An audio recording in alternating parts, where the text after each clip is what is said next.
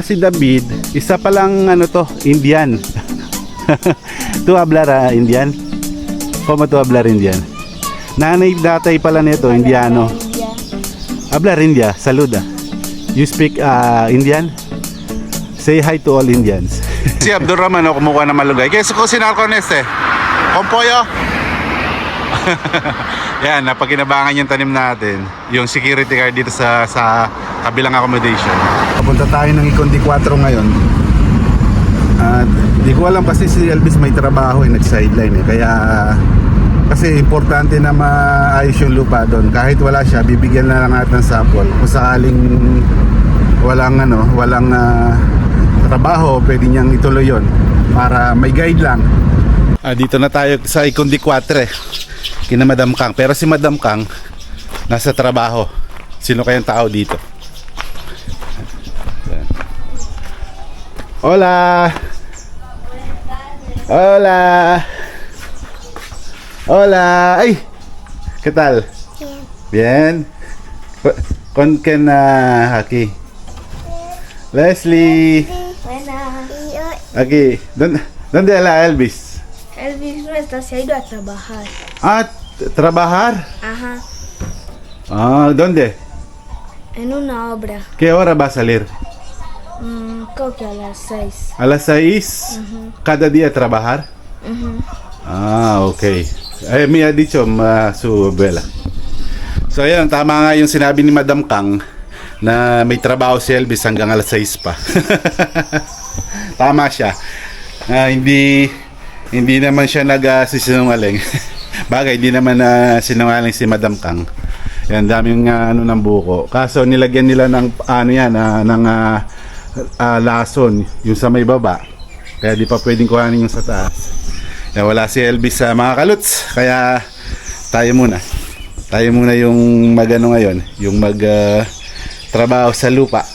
At lagyan na lang ng tanda para maumpisahan. Yan, so ito muna. Solo flight muna tayo para makita rin ni Elvis. Yan, kasama lang natin si Leslie saka si, ano pangalan? ¿Cómo se llama?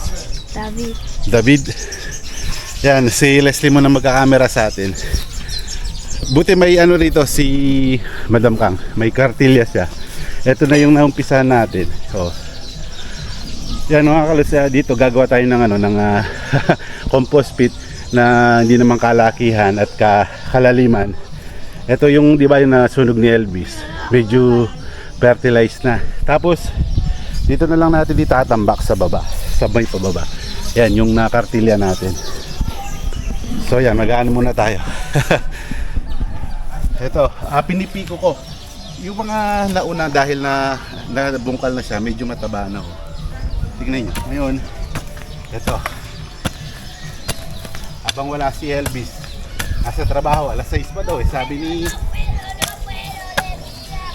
Leslie. Si Leslie na ngayon lang natin, abutan na lang natin si Essie ng pang merienda.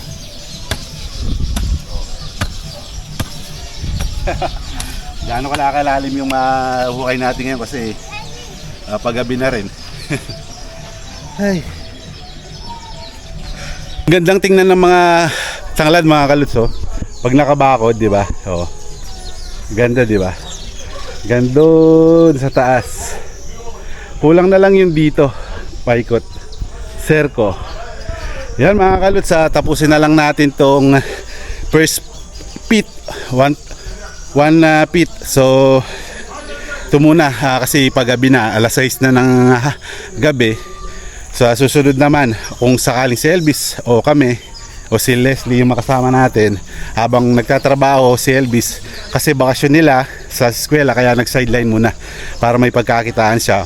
Di naman pwede nating stop dahil tuloy natin para makita rin ni Elvis pag day off niya, pwedeng ituloy. Then gawin natin, ipabungkal sa kanya lahat to. Kung ako man ang maghukay nito, ito yung nahuhukay natin. Tapusin na lang natin to mga kaluts. Tapos yan, sa susunod naman, ito ang lagoon ng dito, yung inaano ni Leslie. Leslie, ko na sereste, alam mo to? Si? Kasi masyamas. Contritis. Yes, cuando no hay enhibre, pwede use este. Yan, alam na ni Leslie. Yung ano, in-explain natin. Sabi ko sa kanya, kung walang luya, pwedeng gamitin to. Para sacar olor de o algo de sabor de pollo. Yan, sabi ko sa kanya, pwedeng matanggal yung lansa ng manok o iba na pescado o fish. So yan yung doon, malaki na yung mga ano natin dito. Pero alam ko kasi ito saging na platano o yung parang saba. Ito yung banana yata ito eh. Itong dito nasa harap namin na ngayon maganda rito dahil natambakan namin dito. Medyo buhag-hag ang lupa rito, gaganda dito pag tinanim namin. Kasi sa pababa ko tinambak, makikita ni Madam Kang nito, matutuwa siya. Yan yung sana inuhukay ni Leslie doon, yung hinahawakan niyang piko pala. Yung piko na nabili natin, buti sakto may karitilya sila. Yan, nagamit natin, may pala din. Yung ano natin. Ito na yung niyames din. Ito pala yung niyames natin na nakaraan. So pwede rin pala natin tambakan to. Dito na lang natin muna ilagay yung iba na mahuhukay natin dito para maglaman siya. Kasi malalaki laman nito mga kaluts. Nagkakalaman yan ng ano, ang niyamip. Yung niyame, yung parang kamuting kahoy na gabi, pwedeng sahog sa sinigang, masarap. Nasubukan na namin, parang gabi siya. Masarap yan, umabot ng 3 to 5 kilos isang piraso yung bunga niya, parang kamuting kahoy din. Yan. Leslie, yo. Leslie, por favor, dile con tu abuela, Madam Kang, ha? No echar otro basura aquí, solo de seco o hojas. No hay lata, no plástico, solo hierbas y como sin plástico, solo hoja de secas de ¿cómo se llama? De plantación, ¿ok? No poner otra cosa, ¿ok? Yan, sabi ko kay Leslie, hinihingal pa tayo na wag lalagyan ng mga plastic sa lata kasi matagal matunaw yung lata, tapos yung plastic di naman natutunaw yon. Yan, kaya tu hablar kan Elvis también. Dile Madam Kangkong. Dile Madam Kangkong. Hola. Dile Madam Kangkong. No quiere decir Madam Kangkong, Madam Bolopi. Kalus, may napansin pala ako dito. Mira, Leslie. Yan. Ito pwede ba? Yan, may mga butas siya, oh. Di ko alam kung ano yung naglungga rito. Pwedeng ahas. Pwedeng ano rin. Pwedeng daga. Ito, oh. May butas. Kaya alis to tayo mga kaluts. Kaya dapat alis to tayo dito. Baka may lumabas na biglang ahas. O kaya daga. Ay raton aquí. Mira, may mga butas, oh. Nakala ko yung kasama namin na Afrikano. Si ano pala, ¿cómo se llama? David. Si David. Isa palang ano to, Indian. Tu hablar Indian? ¿Cómo tu hablar Indian? Nanay datay pala nito, Indiano. India. Hablar India, saluda. You speak Indian? Say hi to all Indians. Yeah. Indian pala, akala ko kanina Afrikano. O kaya pala yung mata niya, sabi ko may pagkakahawig sa mga Indian. Kasi ito sila Tomas, nasa Ikuku pala. Kasi yung bahay nila tumutulo pa, hindi mapagawa pa yung bubong. Kaya yun, doon muna sila sa Ikuku. Habang tayo nagpapahinga, dumating si Elvis. Donde trabajo? Ay, haciendo unos pequeños trabajitos de verano. Restaurante? No, trabajos de chicos, de hombres.